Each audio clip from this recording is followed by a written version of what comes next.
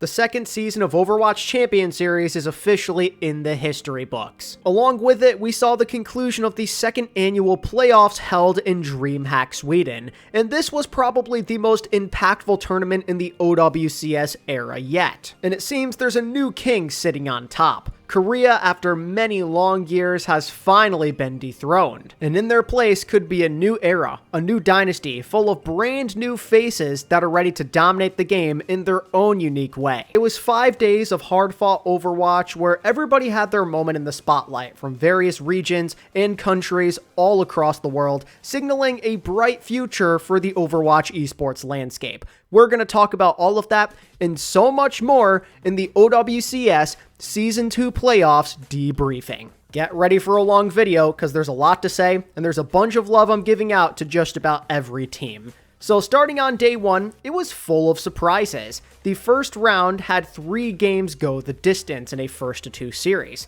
And the one that doesn't end up going the distance is the one we thought was the most likely to. alexyOWL versus GK Esports. 2 teams who played each other close at the Esports World Cup just a few months prior ended up being the worst game of day 1. Sadly, GK looked far less competitive in the playoff meta. Maimon certainly went down fighting on the Echo, but alexyOWL were just the far better team. Disappointing to say the least, but the rest of the games definitely make up for the storyline. The story of day 1 is definitely Falcons damn near losing to Japan's Overwatch team, Veryl. One of the biggest underdogs in the whole tournament nearly took down the defending champs in round 1. The game started as you'd expect. Hanbin and Proper doing whatever they wanted to. A boring 2-0 is coming for sure in our future. But then Veryl flipped the game upside down. Top Dragon being a constant pest in the backline using Venture, while Slay broke out the surprise Illari that worked insanely well on Shambali Monastery. The extra poke made a big difference in stopping the Falcons' attack. Falcons definitely took their opponent lightly, and they paid for it, because clearly they were not prepared for this. They looked quite sloppy on the second map. Merit was getting bullied, and the supports had a lot of uncharacteristic screw-ups. And for a minute, it really felt like Falcons might choke this game away. Veryl came out playing aggressively on map 3 after getting a big win on the board, and Top Dragon was able to bait Proper out of position multiple times, leading to a 2-minute checkpoint cap on push. At one point, the lead was as great as 70 meters, and their hot start gave them a chance late in the map even when Falcons made a comeback. But unfortunately, in a great attempt to push it over the line that could have maybe won the map, KSG wasted a grab in which the rest of his team already had disengaged. And it left Veryl with no real win condition, and Falcons were ultimately able to hold on. Nonetheless, a big scare for Falcons, an uncharacteristic performance out of them, but more than anything else, a big moment for Veryl and Japan. You can make excuses, you can say Falcons didn't play their best, but when you're playing the Kings, you've got to capitalize, and Veryl certainly found ways to do so. A huge W for Japanese Overwatch, their greatest achievement to date. But this was far from the only surprise on the first day, because how about Team CC giving T1 the scare of a lifetime? Those boys played like their lives depended on it as the Chinese underdog. You knew T1 were in for a battle right off the bat. CC swung first on round 1 of Nepal. Pineapple and Kaneki were going crazy, and they damn near carried that all the way through to win the map, but unfortunately when they had T1 on the ropes, they just couldn't touch the point, and T1 were able to claim the map in the end. But that did not deter CC. They knew this game was winnable, and they swung right back with a very inspiring full hold on Midtown to take this to the final map. And they had a reasonably good strategy with the May comp on New Junk City that gave T1 a little bit of trouble, but on the other hand, CC clearly were not prepared for the wildcard substitution of Viper's Genji. Ultimately, it led to them falling short in the series. They gave it a valiant effort, but they simply lost to the better team. Nonetheless, it was still a statement match from CC that showed they're no pushovers, and there's more than one team that's capable of being good from China. They've been in this position before, and they've clearly gotten a lot better. And Team Peps made sure to keep this underdog train going in their matchup with Space Station Gaming. They started off slow, they played badly on control, they were very patient and too respectful of their opponents. It kind of seemed like we were headed towards blowout territory in this one, but then Dip swapped over to May, in a similar sense to what happened with CC against T1, but it actually gave SSG a world of trouble and an eventual loss on New Junk City. The plan was very simple. Focus Hawk Zarya at all cost. The wall separated him from SSG on more than one occasion, and if it wasn't the wall, the focus fire was very noticeable. SSG barely even got any real team fights, and they end up losing in horrific fashion to really get that blood pressure up. Luckily for SSG and their fans, this is where the struggles would stop in the series. They cleaned things up and got back to being in the driver's seat on Route 66, where May just can't be as effective on, and that was the series right there and then. The effort from the entire Peps team was a wake-up call for Lenny, who decided enough's enough with a 37-0 record on the final map. God damn. But nonetheless, upset or not, honestly really cool to see Peps and these other major underdogs play it close on the first day. Let's look into day 2, which is a bit less interesting on the side of the upper bracket. The only competitive game was Twisted Minds versus T1. And what a series it was. The only non-EMEA team to give Twisted some trouble was shockingly T1, the number 3 team from Korea. They were at one point up 2-0 in this series, and for a while many of us were questioning if T1 finally found their breakthrough. The execution of their strategies was nothing short of beautiful. On Busan, where the opponent had the first map pick and hero ban, T1 surprised their opponents. Instead of the usual Diva, Ball, Winston, or Zarya, their tank player Jasmine rolled out on Sigma, while Zest played Symmetra. A bold strategy considering they're playing the best Sim Rush team in the world, but it paid off massively. Every character in T1's composition had tons of poke potential, and Twisted Minds were not prepared. Everyone was incredibly successful on this map for T1, but it's hard to not look at Zest as the most notable performer. The TP movement and aggression and decision-making was much better than anticipated. Winning the mind games against a team that is very known for Symmetra is insane work, and with that first map, it gave T1 confidence and momentum on King's Row. It was here where T1 had a strategic use of the Symmetra ban, plus the addition of Venture, who Zest was a menace on, really giving Twisted a run for their money here. Zest was a nuisance to the enemy backline, pestering them constantly, getting those well-timed bubbles from Zarya to stay in the fight, just an unwavering level of aggression. Always taking the unexpected angles, even pushing to spawn when possible. It's a big reason why T1 went on to win King's Row to begin with, taking that risk on last fight, ulting Twisted at their own spawn, and seeing it pay off. And clearly the Venture was seen as a high priority threat by Twisted Minds. Maybe even too much of a high priority, as they went the extra mile by playing courts on the Cassidy, hoping that the Hinder could provide just a little bit of extra protection and to keep Zest honest. However, by playing this defensive style, Quartz had way too many responsibilities. He had to be his normal self while dueling an Ashe who outranges him and protecting his backline against Zest. The solution was logical, but it's just too much on a single man's plate. It felt like Twisted were overthinking it. The Soj and the Freya is what Quartz is best on, so why not just play that instead and find a different solution?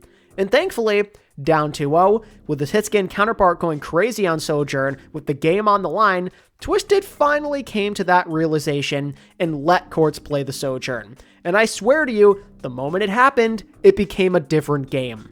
I kid you not, the first overclock available to him leads to a 5k, followed by a 3k and a full cap plus a full hold to win the map and get the series back. So in comes Donghack now on New Queen Street to try and re-establish balance. A new style, a new way of playing, but one that should favor Twisted. And at first, it did feel kinda even, no one gaining the advantage, Donghack being a pain to deal with, but it was as this map progressed where you could really see how Twisted Minds playstyle was greatly favored on a map type like Push. Annoying as the Ball Somber comp can be, there's very little point presence and sustain with this type of composition, the polar opposite of a Symmetra with all these other tanky heroes where it's designed to win these drawn-out fights. And eventually, T1's grip loosened as a result. Quartz was forced back onto the Cassidy, but without the Venture in his face, it was a lot easier to cook the Ball Sombra. But above all, it didn't really matter when T1 was able to take a fight or two. They could win maybe even 2 in a row just for the bot to end up back deep in their own territory just by simply having TVNT play the point. It happened 3 or 4 times. The limbo effect. Stuck down 54 to 115 even when it felt like you were winning. It wasted a lot of valuable time. And by the time T1 did gain momentum, the map was already over.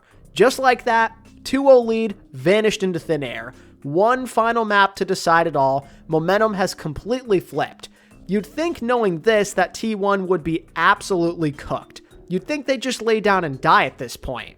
But that's not what happened at all, and that's part of why this game is so frustrating if you support T1. Despite a horrible collapse, you regain your composure. Proud starts heating up again. Zest goes back to the Venture. It's giving you a lot of success. You're up 2 subsections to 0 on New Junk City. The day is saved. But just when you think you've never been more back, you get sent back to reality. Despite a 2-point lead, they just can't finish. A sad reality of many upcoming teams. The inexperience and the pressure can get to you. It's happened several times to T1 this year, and the haters were proven right yet again. Twisted came back down all the way 2-0 to reverse sweep the final map and reverse sweep the series at the same time. The big problem was Twisted made mid-game changes while T1 did not. That same aggression that once made Zest Venture so potent earlier in the series started to become a burden in the final hour. Twisted punished him several times, winning fights before they could even begin, including the final fight where Zest had to touch to force overtime. I could be overreacting a little bit here, he didn't have much choice, but it felt like maybe he could have touched in a slightly safer way. Either way, his death was the final straw to break the camel's back in a disadvantaged final fight. Twisted Minds reverse sweep the series in one of the best games of the bracket. T1 showed immense potential against the world's best, but Twisted never wavered and adapted to a tough opponent. A great win for Twisted, very impressive from them, but also maybe a little bit of hope if you're a T1 fan. As for the other matches of the upper bracket, Crazy Raccoon vs SSG, Weibo vs AlexyOWL, and Liquid vs Falcons were all relative stomps. SSG versus Crazy Raccoon was just about as you'd expect. A stark difference in skill level, one team being meant to be here while the other mostly there for the ride. SSG got shut out in this series. Not a single point was earned on any map, just complete and utter domination by Lip. He was unstoppable. Even the backups got playtime in this one. There's just not much else to say. And unfortunately for NA, their top seed Liquid fared no better against Team Falcons. This one was at least a little bit closer, but Falcons were never in any true danger of losing the series. It was very obvious early on that Liquid had no answer for Proper. He did whatever he wanted, whenever he wanted, and Liquid just had to sit there and take it, just like your mom did last night. Wait, who said that? Liquid definitely showed some fight in this series though, a full hold on Shambali, and a good effort on New Queen Street. It seemed like there was a slight possibility of a map 5, but that's when Falcons locked in and showed off better individual talent. Fielder was hitting the headshots and big nades, while Proper and Hanbin could not be stopped in their dives, and this proved to be the first of many instances of the Hanbinston in this tournament going crazy in tandem with Proper. The super coordinated dives onto the Liquid backline was disruptive, and Liquid couldn't keep up with the speed, leading to an L. Speaking of failing to keep up, that's what happened when Weibo took on AlexyOWL. Before this tournament, Landon called out Weibo. He said they're really not all that good. Katsuya can beat them pretty easily, and that talk wasn't just for show. He was completely right. Weibo were thoroughly embarrassed. Two vastly different philosophies where one very obviously reigned supreme. At first, Weibo seemed like they could possibly make it a series and make it interesting after a competitive first map, but clearly that was only because Winston worked well on Ilios. In the rest of the series, where that couldn't be a thing, where they couldn't play Winston, Katsuya ran circles around them. The pace of play was far beyond their comprehension. the first of many instances in this tournament where you see the MENA region's quality of play and overall style look vastly superior to the rest of the world. That Gushue Zarya was not it, Chief. And that takes us to the third day, the day of blowouts. Many lower bracket teams got sent home, and most games weren't even worth watching. After a fairly exciting first day, Viral and Peps got knocked out by SSG and Team Liquid respectively. Peps at least showed a little fight to make Liquid earn it, but that was about the only relevant takeaway. Shout out to Peps for a very special story, and Viral for pushing the boundary of what Japanese Overwatch is capable of. The lower bracket round 1 matchup I was a little more interested in, but ended up being a disappointment, was CC versus Weibo. Two rivals of the Chinese scene that know each other well, and CC have shown they can compete with them. And generally, they looked better in their matchup against T1 than Weibo did fighting Katsuya, so CC believers had reason to believe that maybe they could finally win. The meta looks good for you, you could have some ban advantages later on, maybe a small gap is starting to form between Leaf and Kaneki. The belief for many Intune fans was that Leaf was on his way out. This could be the coming out matchup for Kaneki. He's just not that good anymore. But all that optimism turned into a nightmare. Ilios was very close. They were competing against Weibo's best composition. And Farway, had he been in range of that sound barrier, maybe ends up turning the last fight and helping them win the map. But still, they lost the first match in the best of 3, and the guy you were hoping to expose was the best player in the lobby. Leaf played with a chip on his shoulder and straight up won the Echo duel. Not a great sign, but the thought process now is, you're down 1-0, you almost beat them on their best comp, now you have to make them play your game. Force them out of their comfort zone, and you're definitely looking at a map 3. But this is where CC really screwed up. Instead of banning Ramatra, aka the only non-Winston tank Gushue is comfortable running in this format, they banned Soj. In turn, Weibo banned the Zarya and get to play a comfort comp. All while CC tried to get cute with the Symmetra, which they clearly were worse at than Weibo to begin with, leading to a blowout loss on their own map pick and elimination from the tournament.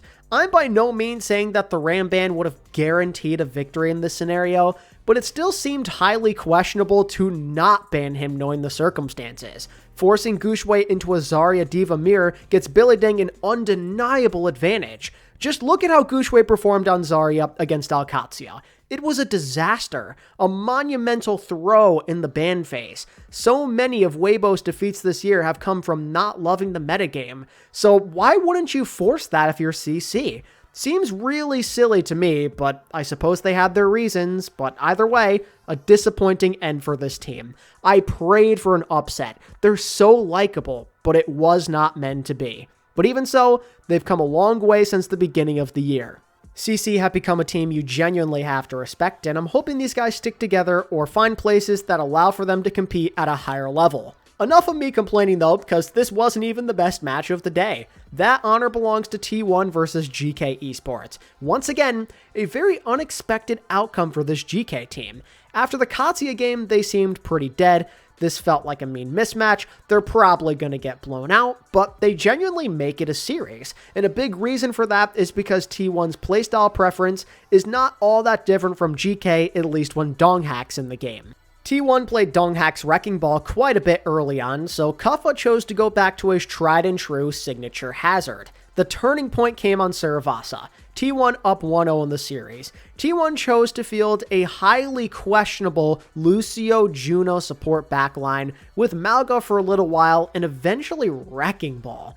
The low sustain of the composition made it easy pickings for Lethal, who really started to heat up on the Sojourn. And just to really slap T1 fans in the face, they C9'd with a chance to potentially make this map very different. Donghack chose to get greedy and kill Ultraviolet instead of touching the point, and that eventually led to a tie game. And for a while on King's Row, GK took that momentum and ran with it. A full cap on Kings gave them an opportunity to steal the series. But unfortunately for GK, their salvation was nothing more than a mirage. King's Row is when their opponent said, "That's it, no more Mr. Nice T1. Jasmine subs into the game, who is genuinely a better choice in the meta. T1 bans Hazard to force GK into a Ram mirror, and the rest is history." Despite a valiant effort on attack, they got ran over on their defense. T1 not only matched the full cap, but finished the map with a 4-minute time bank, a complete collapse in the final hour by GK.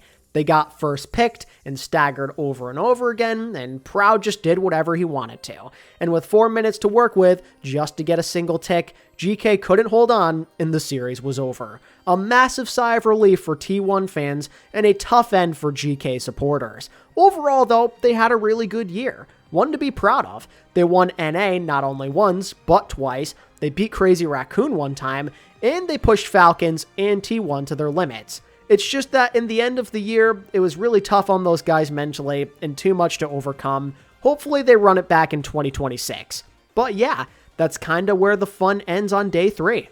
There were 2 other lower bracket games played to end the day, but both were pretty underwhelming. NA's last 2 hopes both got absolutely destroyed. Liquid and Space Station could not get it done against the East, showing that NA still has a very long way to go. It started with SSG versus Weibo, a game that on paper SSG could at least make competitive with their playstyle. Once you get through Ilios, you just play the ban game.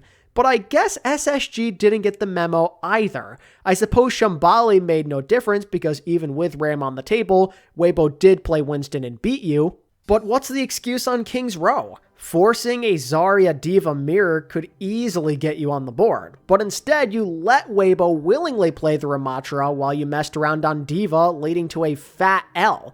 And the biggest slap of all in the face is that they actually had a chance to finish this map. They were winning the final fight, but C9'd to aggressively pursue kills. Countless opportunities were wasted, and it was a very frustrating watch. But hey, at least they had chances, because Liquid certainly didn't have that.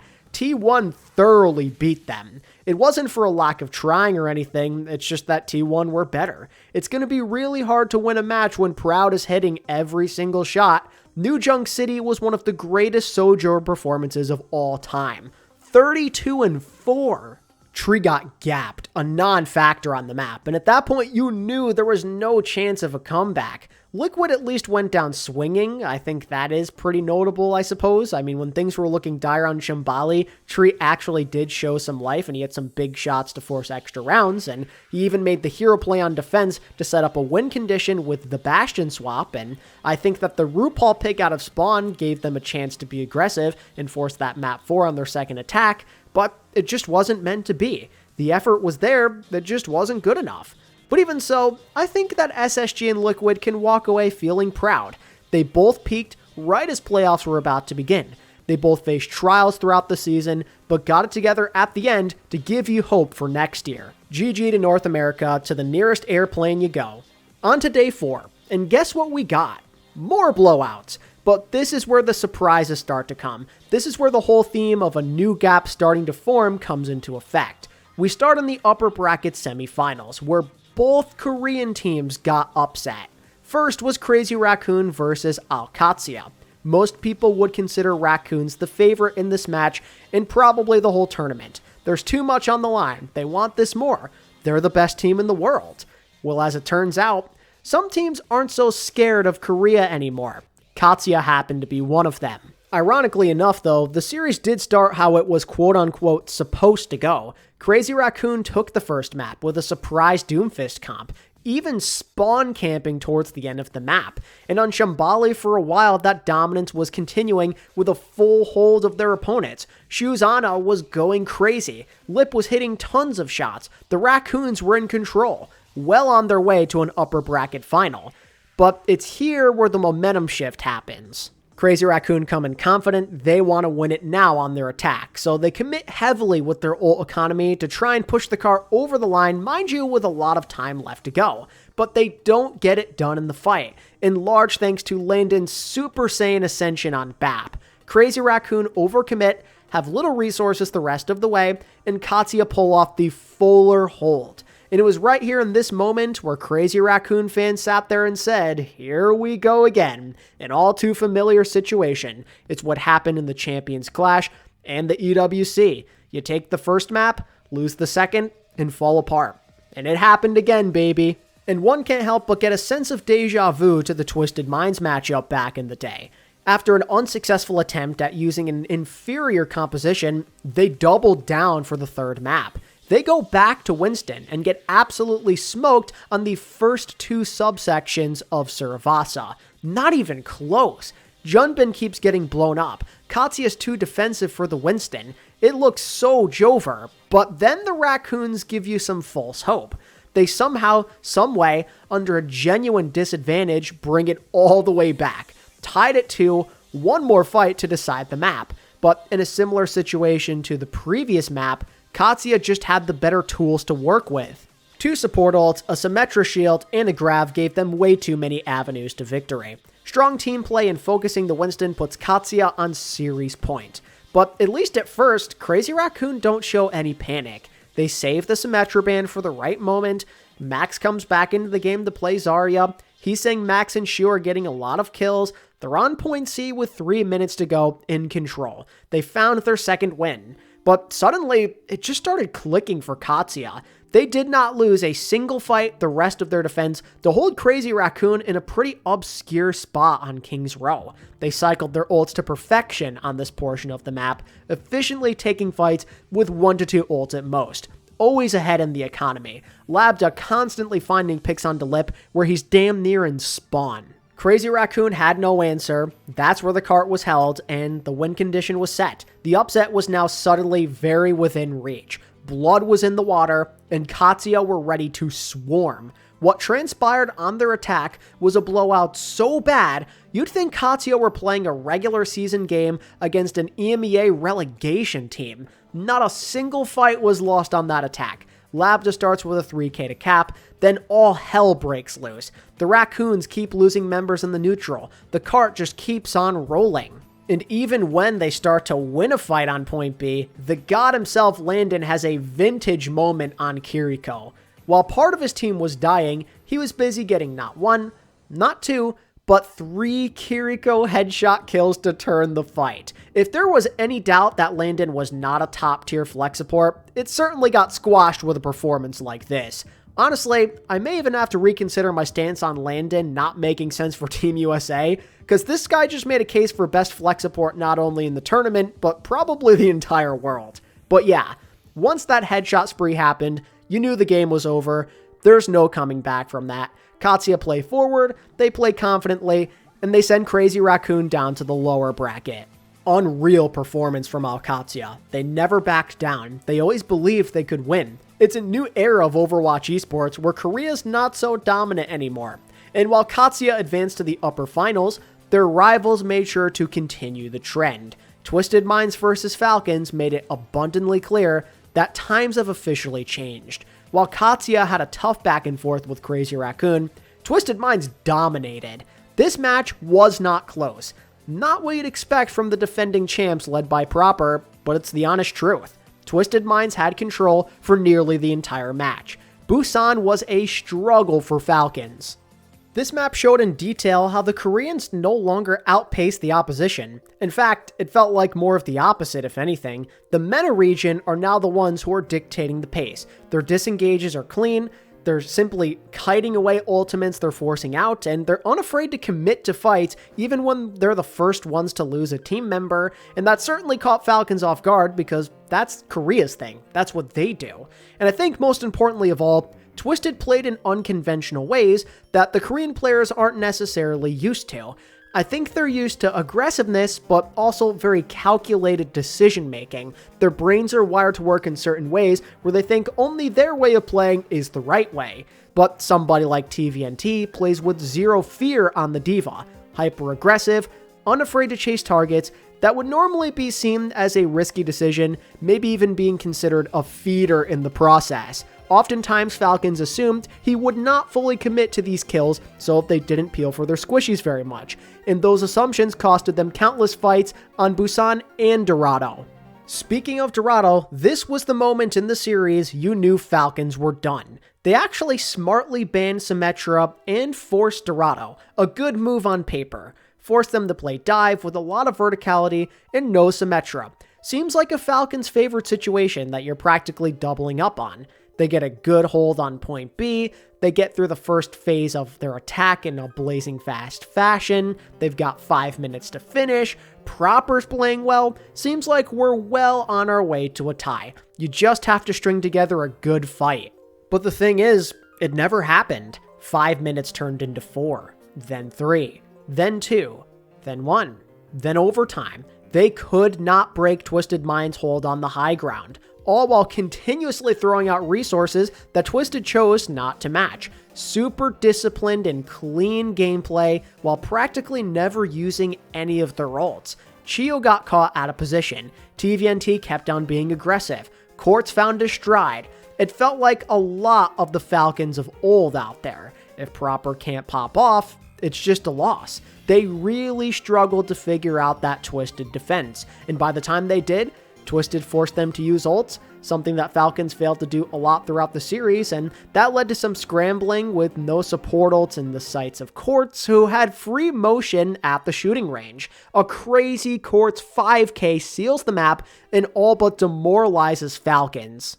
From there, they took full control, then dominate Kings Row to punch their ticket to the upper finals. That Dorado changed everything. It was a masterful defense at a disadvantage by Twisted. The confidence and discipline is worthy of the highest praise, easily moving faster and thinking quicker than the defending champs. It's a testament to their hard work and desire to win. But also, that Quartz guy is pretty good, huh? That 5k was insane, and just one of many huge plays he made throughout the tournament. Did anybody even notice Merit in this matchup? He was practically a ghost in comparison. Quartz was by far the best player in the lobby. He overshadowed two of the best to ever do it on his role. Statement victory by Twisted. So now here we are, with the two favorites of the tournament in the lower bracket, guaranteed to have a non-Korean team in the finals. The two favorites down bad at the same time. History in the making. And now both Falcons and Crazy Raccoon have to make a run in the lower bracket if they want to turn it around, on a collision course for each other.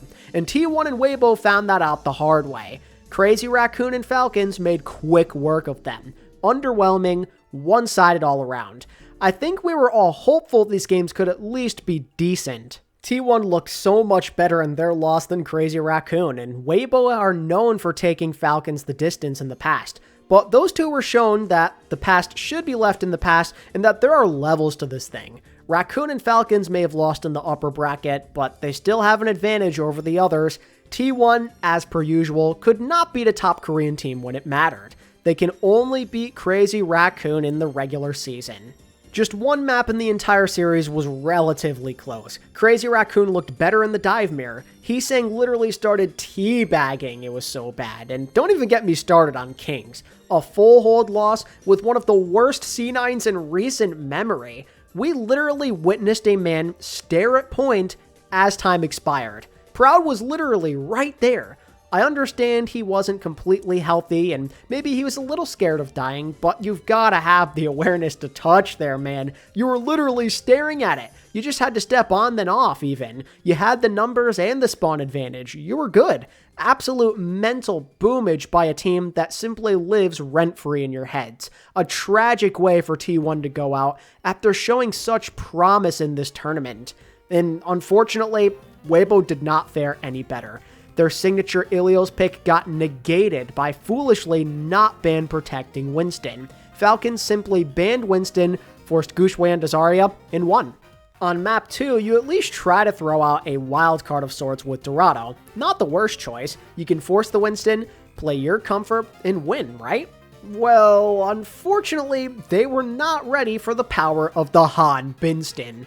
What if I told you Hanbin had a better map than one of the greatest Winston players of all time? All the practice paid off. He did that one for Fearless. He pushed high ground, he never let Shy get comfortable, and showcased some beautiful primals. Falcons beat Weibo at their own game, and at that point you knew it was over. Falcons were much better, and it led to the eventual sweep. So just like that, two crowd favorites eliminated. On one hand, you have Weibo, whose future is very uncertain. Who knows if this roster is able to run it back again? Who knows if anyone from this group chooses retirement? It could have been the last ride with this core as we know it, and if that's the case, it's been an honor watching them. They're legends of China and Overwatch as a whole. They tried their best, but there was an obvious gap that they've yet to overcome. I especially want to shout out Leave in this scenario. A lot of people, including myself, were of the belief that he's really not that good anymore. He's been overtaken by Kaneki, who's had a better season. Maybe he's not the top dog anymore, but when his team needed him the most, he showed up. He had more than a few big moments across various heroes in this tournament, and he certainly made a lot of people shut up about doubting him for the time being. On the other side of the coin is T1. Expectations weren't high for this tournament, but they honest to God had some awesome moments. They won more than a few good quality games and showed they belong out there. To almost beat the eventual world champs and come the closest of any of the Korean teams is nothing to scoff at, considering they were supposed to be the worst ones there. The team is young and they have a long way to go, but the pieces are in place for a bright future. And that leaves us with two more teams, two rivals trying to stay alive for the final day. The latest chapter of OWCS's greatest rivalry. Can Crazy Raccoon and Falcons play a normal game after getting boomed by EMEA? Well, fortunately for us fans, the answer was yes. The latest installment in the rivalry was another instant classic, a 5-map banger with twists and turns throughout. And this time, Crazy Raccoon got the revenge from Stolkholm last year with a W. Busan was Crazy Raccoon all the way. Junbin was dominating, and his teammate Heeseng was a problem on the Echo. I mean, at one point he copied a D.Va, ate a pulse bomb, and got a D.Va bomb kill in one sequence. The Raccoon style early on gave them an advantage, and you started to wonder if Falcons had anything left in the tank. But then, as if it was scripted by the gods themselves, the game flips. 2 one-sided victories in a row for Falcons this time, suddenly putting them on match point. New Junk City was a very interesting turning point. Crazy Raccoon took a big risk by subbing their bench player Spint into the game and putting the red-hot Heeseng on the bench, a risk that unfortunately did not pay off. His venture didn't contribute that much, and Lip was starting to get overwhelmed by the Falcons' DPS ganging up on him. Merritt found a lot of railgun headshots that gave Falcons a notable advantage more often than not, but I think Fielder deserves the biggest shout out of all. He took the Ana mirror against Shu, who's seen as the better Ana player, and he made the map-winning play with a huge sleep dart on the Blading Genji. They certainly gave a good fight with the Nano Venture and the Shu headshot frags, but Falcons came up clutch in all of the round-winning fights. But more than anything else, the defining moment for Falcons probably came on Dorado, at least for me. On paper, this felt like the perfect Crazy Raccoon map. Super Winston heavy, with maybe the best Winston in the game, and you can ban D.Va to force the less experienced Hanbin into the mirror. You'd think Crazy Raccoons would cook in this situation, but in reality, Falcons cooked up some barbecue raccoon for dinner on the grill. Falcons completely and utterly flattened Crazy Raccoon, playing their own game. Proper high-key dominated Heeseng in the Echo Mirror, sent him straight out of existence. But more importantly, for now the third time in one tournament, Hanbin showed the legitimacy of his Winston. He left zero room for doubt with another elite performance against another top-tier Winston player. How about a solid Primal Rage to hold on defense, followed by one to win the map later on? Hanbin has come such a long way on Winston in the last 4 years. I'd also like to give a shout out to some other really cool plays on the map though. One was that stupid Reaper one-tap kill on a Tracer by Proper, but the other one involved Shu. It may have been in a losing effort, but that pocket onto Chorong behind enemy lines was sick. He sleeps the Echo-copied Winston right before he gets his Primal, then proceeds to perma-pocket his Brig at perma-low HP, and fend off the Echo and Winston at the same time. And that effort allowed for the rest of his team to get the kills needed and cap the point. Not a game-winning play, but one worth appreciating. So now here is Crazy Raccoon, beaten to a pulp the last 2 maps. On the brink of elimination, your rivals are in control. Is this where it ends for you? Losing to these guys again? Well, Lip and Junbin had something to say about this. Those two worked beautifully in tandem on the 4th map, constantly turning lost fights into victories. Junbin applied heavy pressure on the front line, and Lip simply refused to lose. Just a disgusting performance on the Ashe where he did not miss. The 6-year veteran knew that this could be maybe his last chance at a ring. It was in his hands to change his fate. and the GOAT put on a display of pure brilliance to shift this momentum back towards Crazy Raccoon and send this thing to a map 5. Just nasty play from him.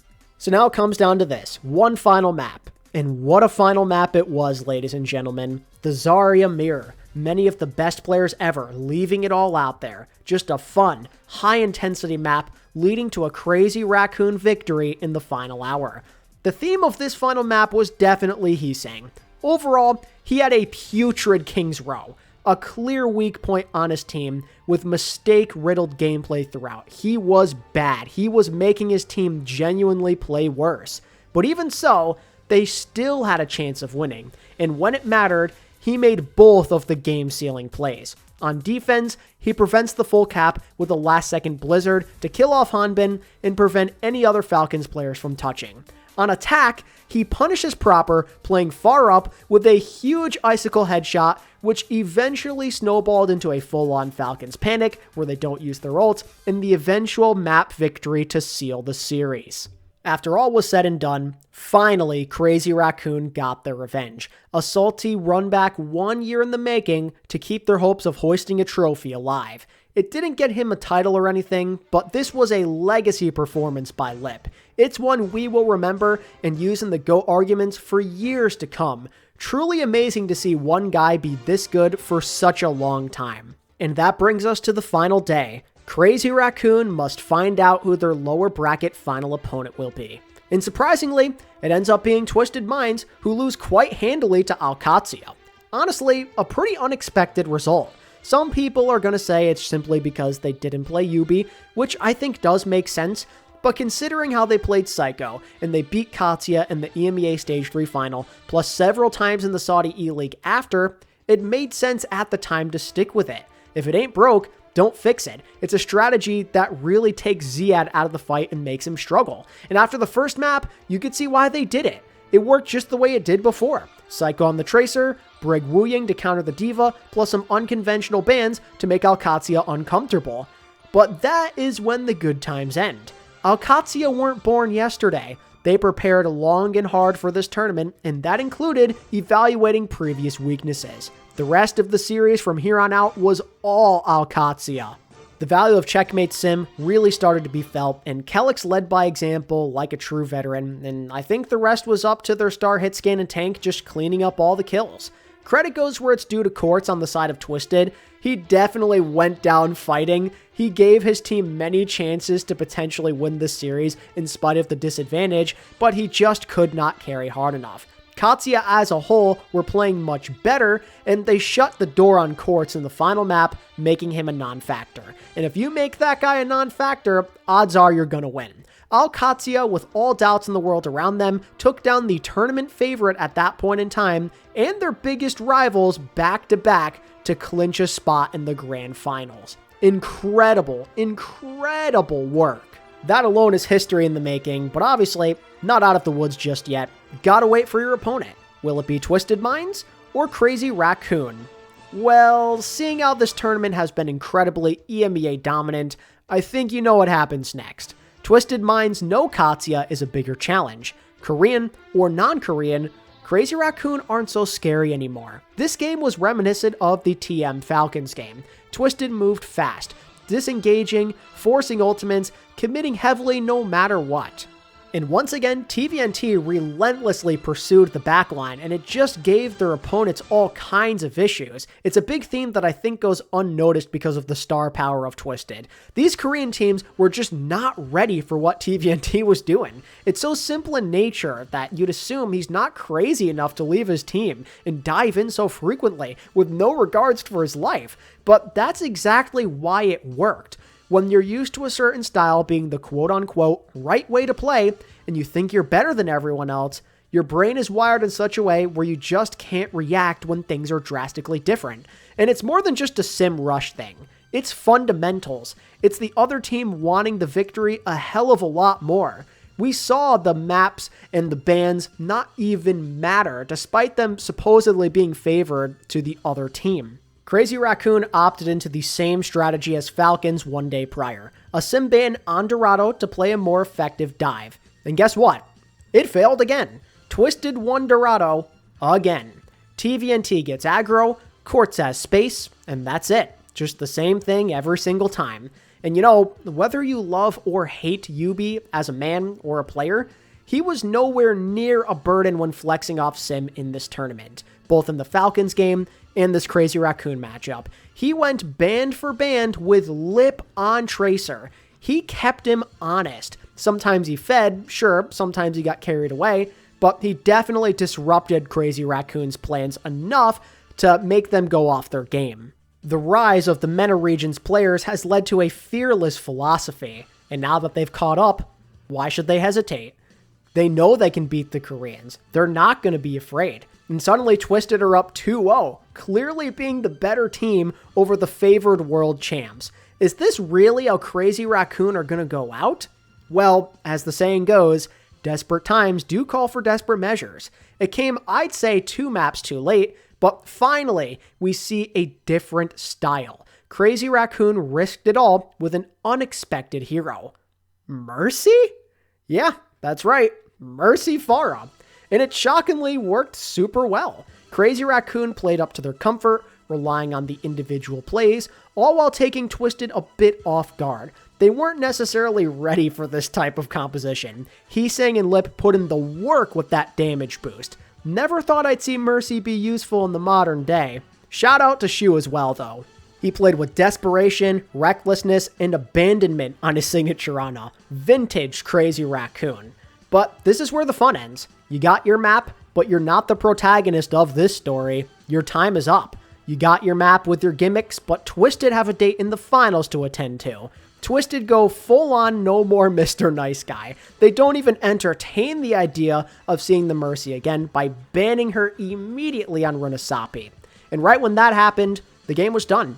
You've got to beat them the hard way to really make this a series, and Crazy Raccoon proved they're just not capable of that. There were moments early on to capitalize, surely, but they were visibly shook. They'd invest more than needed in fights that had already been won, which is very uncharacteristic of them, but it goes to show just how much Twisted Minds had them on the edge. Twisted Minds just had to be patient, be more disciplined, and play the long game, and that's exactly what they did. They waited for Crazy Raccoon to burn out, then started a massive snowball that was impossible to overcome. Everyone collectively outplaying their counterparts. This map got so sad that Max even tried a desperation Junker Queen. That's how one-sided this was. This was the final nail in the coffin for Korea. Their reign of being on top is over. Excluding the World Cup, this was the first time in nearly 10 years where a Korean, or at least primarily Korean roster, would not be winning a major championship. Korea's poor performance against the MENA region is proof of an era change. They got dominated in 3 out of 4 contests. They don't have the edge anymore. The tournament favorites go out sad, as Quartz & Co. move on to the finals with a shot at redemption. One of the best rivalries of the year getting one last run back. The 2 best teams in the tournament who've played countless bangers in the past. All the makings of a close grand finals, right?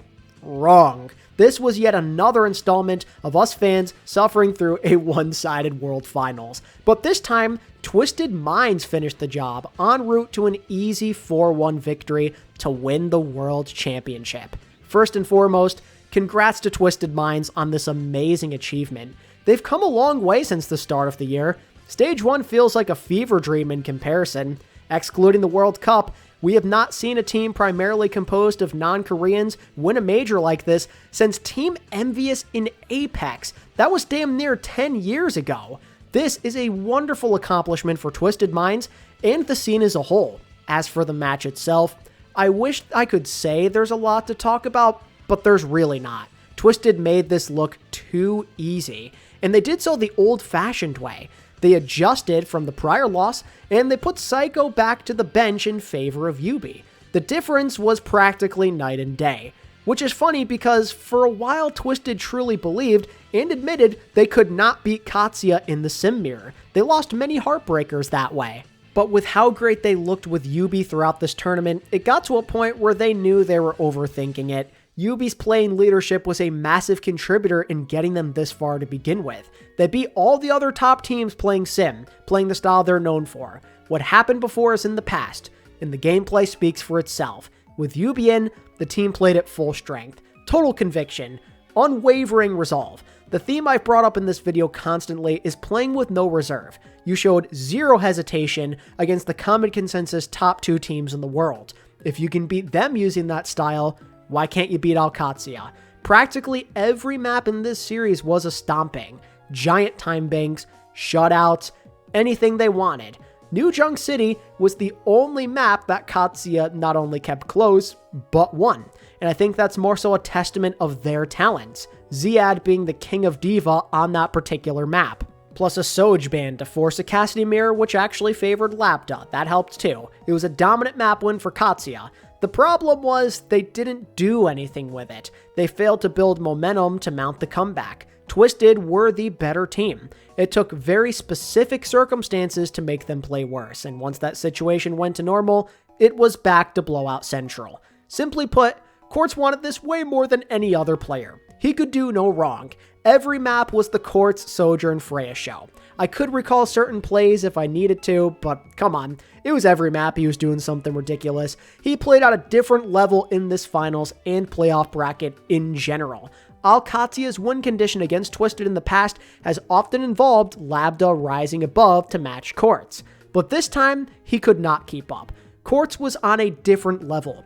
He wanted that trophy, hyper fixated on his goal, unrattled under pressure. He's just a cold-blooded machine, playing amazing every single game, a once-in-a-lifetime talent. It's not often where I sit there and say that one guy can make that much of a difference on a team. So often it's about the sum rather than one guy, but Quartz might be one of the exceptions to that rule, which is insane. He's been phenomenal the last 3 or so years, but this finals run was extra special. I don't know if we've ever seen a hitscan player lock in this many games in a row. It was almost robotic. I don't even want to know how many hours of practice he's put into this game. His consistency is frankly terrifying. A well-deserved finals MVP to say the least. And along with that, I think it's fair to say he's the best DPS in the world for sure. Hell, I'd argue the best player, period. He carried every game, clearly the most impactful player, and he beat all the other best guys. Lip, Proper, Merit, Labda. There was no one else left to overcome. He's forming a legendary legacy, and there still could be many good years to come. But generally, the main theme of Twisted Mind shined through in this matchup. They're going to play faster than you, they're going to force you into mistakes, and everybody will do their job. I've given so much credit to Quartz in this video, and rightfully so, but every Twisted player did their part. TVNT, the guy known for having no hands according to the internet, became the full-time starter in the ultimate space generator. He made a lot of people panic throughout the bracket and deserves credit for giving his teammates so much room to work. Then you have Yubi, who's quite honestly come a long way. Love or hate him, he's shown growth as a teammate. He squashed his beef with his former teammate and now current teammate KSA, and he did a better job of being supportive and understanding of his teammates, encouraging them to play their best. And in-game, a team leader that everyone clearly listens to. This guy wants to win more than anyone. You can see the enthusiasm. He's arguably the best sim player in the world, and he's someone who is generally unafraid to step up no matter what this team asks of him. But don't you dare forget about the backline. Simple came to this team as the lone Korean import. It ain't easy to be by yourself in a different country from a cultural standpoint like that. And it's sure as hell not easy to stay focused, be in sync with your teammates, just knowing deep down in the back of your mind, if something does go wrong, you may be one of the first people that gets blamed. But Simple, he took on this role gracefully. He played great. A truly elite Kiriko player who held his own against guys he was once considered very inferior to. From his days of being considered this high potential prospect on Boston Uprising Academy to the only Korean to win a ring this year. What an accomplishment. But if I'm being honest, the guy that at least I am the most happiest for in this situation is Funny Astro. Funny Astro's been a pro main support player since 2018. From a Reddit Lucio in Ranked to being a top player in the world at his position, Funny Astro had to grind hard for this view. It took many years of heartbreak and playing his ass off. He's been a great player for a long time, and this was long overdue. A very well-deserved ring, and I just know that part of him definitely did this for his teammate up above, Alarm. A job well done by Twisted Minds on their first championship. A new era starts now, but not only because of Twisted. alexyOWL's future looks bright too if they keep the band together. They also help to create this brand new gap, playing the same way. No fear, complete belief in themselves. Coach Junkbuck taught them the ways through his experience coaching many elite Overwatch League teams, and it shows with their play. And what's amazing is how they got so good so quickly. This team went from a non-threat at the start of Stage 1 to a Grand Finals and EWC runner-up. They damn near pulled off maybe the most unexpected finals run compared to the preseason expectations we've ever seen, and they did so by playing with the same conviction as their rivals. Sky-high levels of enthusiasm for improvement. It's amazing how far they've come in less than a year of playing together. Ziad might be the best tank in the world as it currently stands. The kid just turned 18 less than 2 months ago, and he's already playing at this level. And it's on his first real team as well. Insane stuff. All while fellow Saudi Labda finally got his chance to create a legacy of his own away from Twisted Minds. No more random Ferris strats, flexing onto support, or being a punching bag on tank. Now he's a hitscan extraordinaire in his first full year playing the role. And how about Landon as well? I mentioned it earlier, but he's ascended in the world of flex supports. He's always been a fantastic player the last 4 or so years, but 2025 he went above and beyond. He looked better than Shu and Fielder in this tournament, man. He might be the best flex support in the world right now. All while playing from an EMEA region rather than North America where he's actually from and more comfortable in. Landon always makes his teams better, and now he's on top of the world. Speaking of being on top, shout out to Checkmate. After a rough 2024, he regained his prime Florida form on alexyOWL as a consistently great flex player who gives his team a chance to win no matter what. This year he had to master the Symmetra, something he had no prior experience on.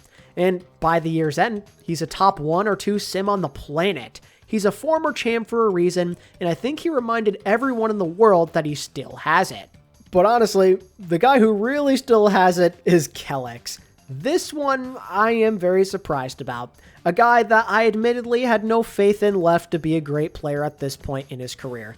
He's played professionally on and off since 2016. He's played on plenty of good teams, he's found plenty of success, but it always felt like he was a weak link. Never a major contributor, never a top tier player at his position. He retired on and off constantly, mostly feeling like a filler player when you're down on your luck.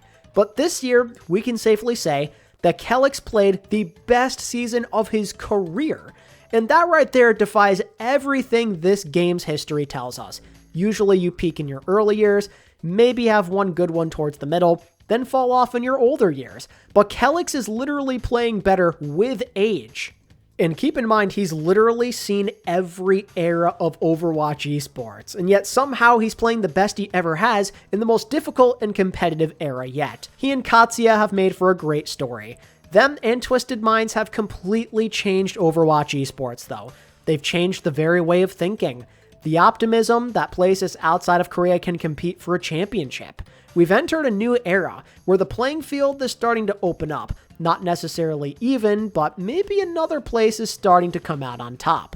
Now, for all we know, Korea could just wake up next year and/or get a more favorable playoff meta and return to form. But the fact remains, they actually have catching up to do. There's a new goal to strive towards, and it's not just beating each other. It's about taking down the new kings and becoming more open-minded with the possibilities and maybe picking up the Symmetra more. Twisted Minds and alexyOWL have sent Overwatch esports to a great place. It was quite honestly refreshing to see new faces and new philosophies take over the game. It's the first renaissance we've seen in quite some time. I'd argue since Miro and the Koreans showed the world the power of Winston. Their runs are a testament to what hard work and determination can bring you, and I have high hopes they inspire current and future players to elevate themselves here too. If you want it bad enough, you can be the next Quartz. You can reinvent the wheel. You can change the game. This is years of effort finally paying off, and the MENA region deserves a lot of credit for making it happen. They dethroned the Koreans in OWCS and upset China in the World Cup. Saudi orgs with many Saudi players with an ecosystem that could see even more of them become stars in the future.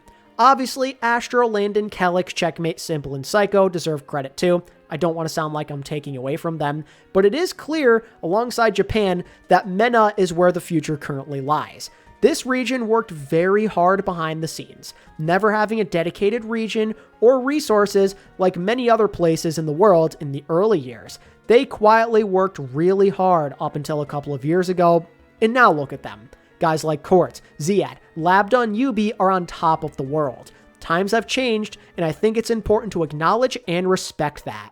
Now it's on the rest of the world to play catch-up. NA, EU, China, Japan, and Pacific have their work cut out for them. Is a new dynasty about to unfold? Or will someone new come in and change things up completely? Well, my friends, that's an answer for a different day. We'll find out in a few short months with the arrival of OWCS Season 3. But for now, we take a break. OWCS Season 2 is over. One for the record books in many ways for sure. And I just want to say thanks for staying with me through the ride. This was my 7th full season of covering an Overwatch major. Thank you guys so much for supporting my passion. I appreciate you more than you'll ever know. See you next time.